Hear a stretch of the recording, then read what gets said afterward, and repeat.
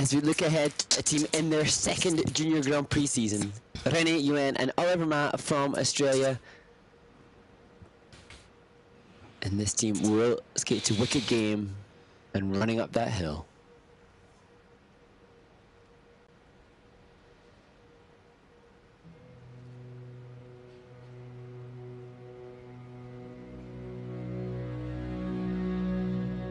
The world was on fire, no one could save me but you. It's strange what desire will make foolish people do.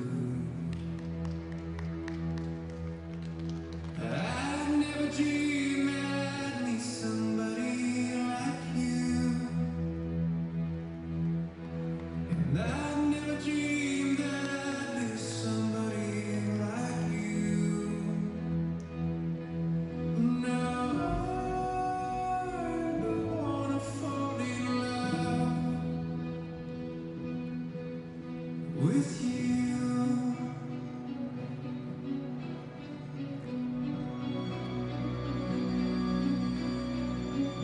What a wicked game you played to make me feel this way. What a wicked thing to do to let me dream of you. What a wicked thing to say. You never felt this way. What a wicked thing to do to make me dream of you. And I don't wanna fall in love. No, I don't wanna fall in love with you.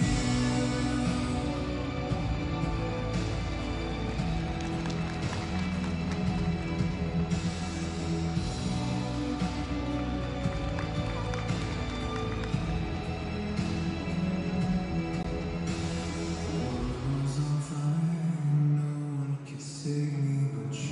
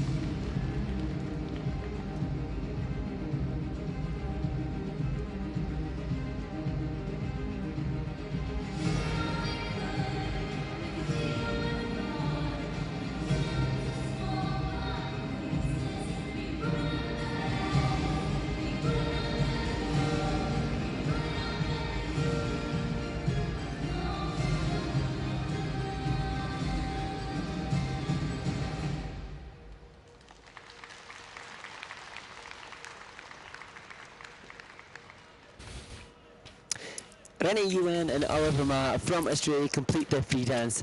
And this year's free dance, much more intense and passionate in the music choice than it was last year. The coaching staff choosing to push this team with different emotional expressions season upon season. And indeed, this team had said that they wish to be formidable contenders within the next 4 years and develop their skills greatly.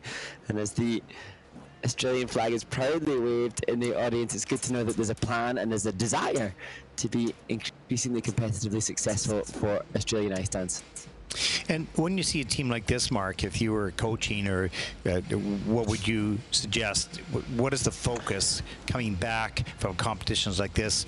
What do you focus on? What do you concentrate on in basic skating and skill, ice dance skill development? Well, the challenge is that at this point in the season is how much time can be spent on basic development, because obviously if there are events coming up, then they need to make sure that they're working their run-throughs to ensure still fitness as we see them work through the step sequence.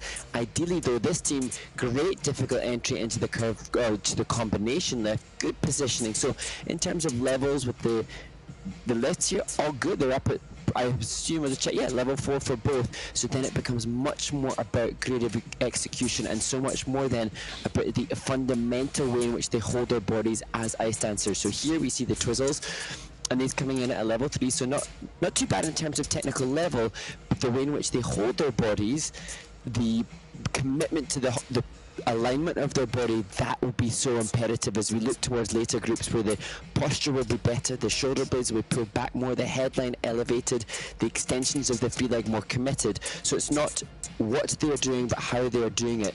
And if they're really concise in their training, they can look at all the positive features that the judges have to ensure that they come back to the next event, not just with high levels, but then with a better grade of execution. If we look at the last element we just saw, the cardio step, it still has a negative grade of execution, that we were looking to turn that into positive. And how many hours a week or per day do you feel necessary to build all those skills? Okay, we can talk about that a little bit further, but it's interesting for the folks to understand how it gets built. Let's take a look at the scores. 53.22, that is first. They're the second team out so far in the event, with a total competition score of 86.07, and that put Renee and Oliver currently into first place, with a number of teams yet to come.